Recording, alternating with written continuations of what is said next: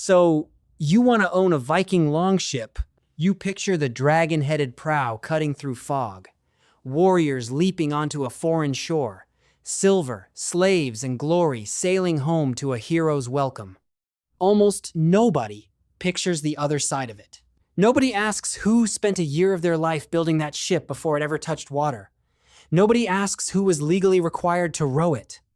And almost nobody asks the strangest part of this whole story, that the people getting raided eventually figured out something the raiders didn't expect. Paying them off was, for a while, cheaper than fighting them. Building a single longship took somewhere between 40 and 50,000 hours of labor. That is the entire surplus output of about 100 people for an entire year. Before the ship ever left the beach, an entire small community had already paid for it. This is what owning a Viking longship actually looked like from the inside. Not the raid, the ledger. Let's say you are a freeman in 10th century Norway. You own land along the coast. You are not a king, not a jarl, just a farmer with a decent plot and a family name people recognize. One year, a message arrives from the crown. Your district, your skipperida, owes a ship, not a suggestion. An obligation, written into law. You and your neighbors are now responsible for producing a longship, felling the right oak, shaping the planks, weaving a sail out of wool that someone in your household will spend months on.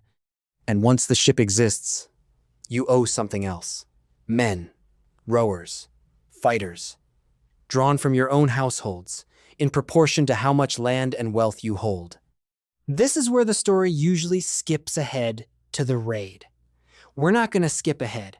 We're going to stay right here, in the part nobody puts on a poster. Start with the ship itself.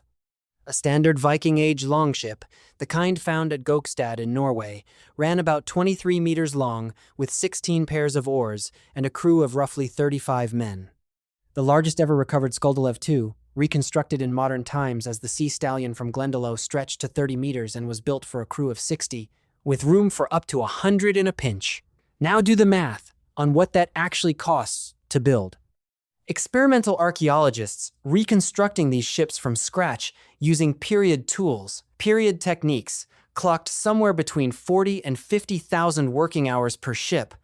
Spread that over a working year, and you are looking at the labor of about 100 people for 12 months, producing nothing else.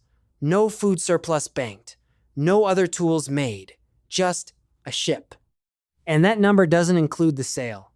A single sail could run over 100 square meters, woven by hand from wool, a separate, specialized undertaking on top of the hull. And this is the part most people miss. This was not one wealthy chieftain footing the bill. Under the Leidang system, the cost was distributed legally, mechanically, across an entire coastal district. Norway alone had roughly 270 of these ship districts, each one on the hook for building, arming, and crewing a vessel. So the ship is built. Now you need people to row it. This is where the romantic picture of the fearless volunteer warrior runs into the actual paperwork. Service in the Leidang wasn't something you signed up for out of bloodlust. It was owed. Every free man in the district was obligated to contribute either by rowing himself or by paying for someone else's place in the boat. Later, as kingdoms consolidated and started keeping professional crews on retainer, the arrangement started to look a lot more like a modern payroll. Under King Canute, the professional rowers called lithsmen were paid 8 marks of silver a year, per oar. Not per man, per oar. Every seat on that ship had a line item attached to it. By the 13th century, Norway's naval levy alone is estimated at around 300 ships, with an average crew near 100 men. That's 26 to 33,000 men, mobilized under a legal obligation tied to land ownership. The Danish levy is thought to have been 2 or 3 times larger. This was not a raiding party. This was a standing administrative system for converting land into manpower. Now, the equipment doesn't stop costing money once the ship is finished. Oak rots, rope frays. A wool sail exposed to salt water and wind needs constant repair and eventually needs to be rewoven entirely. The ship itself needs recaulking, replaced fittings, new oars when the old ones split. Which means the one-time cost of a longship was never really one time. It was closer to what we'd now call a subscription, a recurring draw on the district's labor, year after year, whether or not that year's voyage brought anything home. This is where the story turns genuinely strange. By the late 10th century, the people getting raided specifically, the English noticed something. Fighting back was expensive. Losing was worse. But there was a third option nobody had really tried at scale. Just pay the raiders to leave. It became known, later, as the Danegeld. In the year 991, after a Viking victory at the Battle of Malden, England, paid 10,000 pounds of silver, over 3,000 kilograms, to make the raiders go away. It worked. For a while. By 1007, the price of peace had risen to 36,000 pounds of silver. By 1012, 48,000 pounds paid. Notably, after the Archbishop of Canterbury had already been captured. He was killed anyway. By 1016, when Knut took the throne, the final payment reached 72,000 pounds nationally, with another 10,500 collected from London alone. Added up across just those 23 years, and England is estimated to have handed over somewhere between 113,000 and 134,000 pounds of silver. One rough modern conversion puts that north of $800 million in today's terms. Treat that number as a general sense of scale, not a receipt nobody kept books clean enough for a receipt. But the twist that actually matters isn't the size of the number, it's what the number taught people. Each successful payment sent a signal back to Scandinavia. This coastline pays. Come back. The Vikings did not need to conquer England outright to profit from it.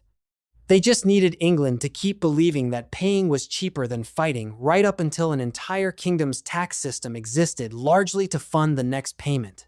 So picture the two halves of this story side by side. On one side, a Norwegian coastline, legally obligated to spend a full year of collective labor building a ship, and legally obligated to staff it with men who owed their oar time the way a modern household owes property tax. On the other side, an English kingdom that discovered a shortcut around all of that, just pay. And in doing so, built its own tax system, the Danegeld, that outlived the original threat and kept extracting silver from the population long after the immediate danger had passed. Neither side got the deal it thought it was getting.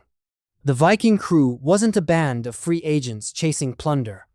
It was the output of a permanent administrative machine, roughly 270 ship districts, tens of thousands of obligated men, a system that looked less like adventure and more like a national infrastructure project with oars. And the English payments weren't a clean solution. They were a subscription with no cancellation clause. Every payment that worked was proof, to the other side, that the payment should happen again. The Longship was never really owned by one man standing at the prow. It was owned by an entire coastline that had no choice but to pay for it in timber, in wool, in a year of somebody's labor, in an oar assigned to a name in a ledger. And on the other shore, an entire kingdom learned that the bill for saying no to a raid and the bill for saying yes were both permanent.